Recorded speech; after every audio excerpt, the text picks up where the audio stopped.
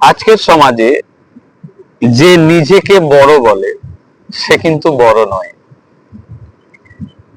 আসলে কাজের পরিধি দিয়ে, নিজের বাস্তবতা দিয়ে, নিজের গুণাগুণ দিয়ে, নিজের ব্যক্তিত্ব দিয়ে এমন কিছু করুন অন্যজন আপনাকে বড় বলবে। নিজেকে যদি বড় ভাবেন তাহলে জানবেন আপনি ছোট আছেন।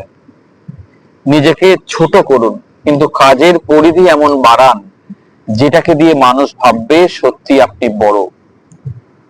আপনার উদারতা, আপনার মনুষ্যত্ব, আপনার হৃদয়ের যে বিশালতা, সেটা কিন্তু আপনি প্রকাশ করবেন। আপনি বলবেন মানুষকে আমি এই করেছি, আমি এই করেছি, অমুককে এটা করে দিলাম, তমুককে ওটা করে দিলাম। না, আপনি বড় নন, আপনি উদার মনের মানুষ হতে পারেন না।